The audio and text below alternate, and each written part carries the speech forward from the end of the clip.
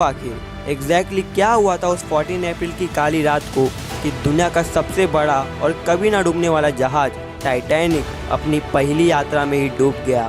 Well friends, मैं हूँ fact boy and let's find out. अब 21 मार्च 1909 को 15,000 से भी ज़्यादा इंजीनियरों ने टाइटैनिक को बनाने की शुरुआत की और फाइनली 2 अप्रैल 1912 को मतलब पूरे 3 साल बाद टाइटैनिक बनकर तैयार हुआ।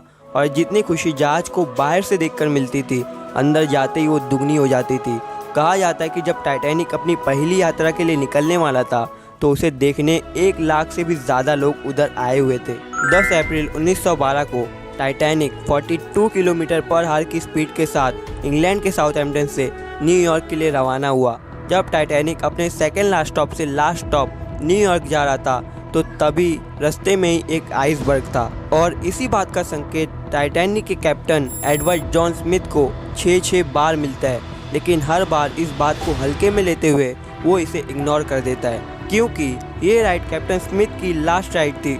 इसके बाद वो रिटायरमेंट लेने वाला था और जाते आते वो टाइटैनिक को दुनिया का सबसे बड़ा जहाज के साथ साथ दुनिया का सबसे तेज जहाज का भी दर्जा दिलवाने की फिरासत में था और इसीलिए वो शिप के 2 क्रू मेंबर्स को बाहर निगामी के लिए भेजता है। 11:48 पर उन दोनों ही क्रू मेंबर्स ने टाइटैनिक के सामने एक बड़ा सा आइसबर्ग देखा और बिना देरी करते हुए उन्होंने घंटा बजाया और इसकी खबर फ़ोन पर कैप्टन स्मिथ को भी दी।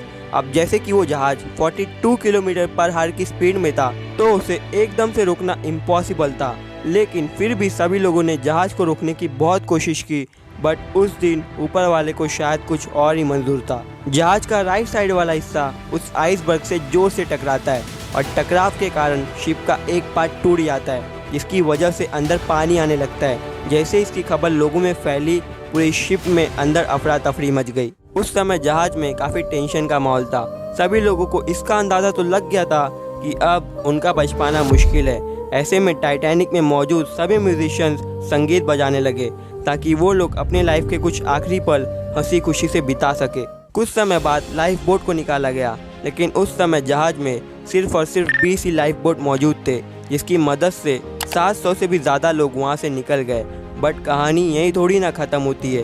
1500 लोग अभी भी टाइटैनिक में फंसे हुए थे और अब टाइटैनिक के 6 कंपार्टमेंट में पानी भर जाने के कारण जहाज के आगे का हिस्सा 10 डिग्री तक पानी में डूब जाता है और अब पूरा फोर्स जहाज के एक साइड पर आ जाता है, जिसकी वजह से 15 अप्रैल 2:20 पर टाइटैनिक 2 हिस्सों में टूट गया। और ये तो मैं बताना ही भूल गया कि उस रात पानी का टेम्परेचर -2 डिग्री सेल्सियस था और कई सारे लोग तो इस बर्फीले पानी में जम जाने के कारण मरे थे।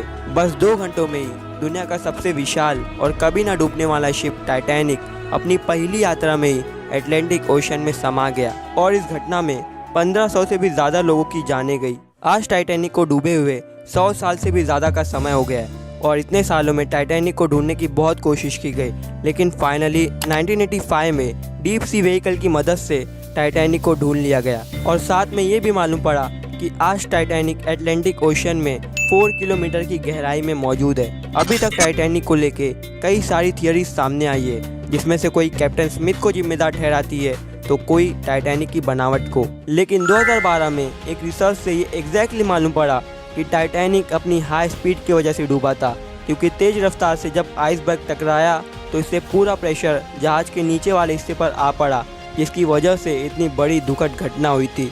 वेल फ्रेंड्स, अब जाने से पहले लाइक एंड सब्सक्राइब जरूर कर देना। तब तक के लिए जय हिंद।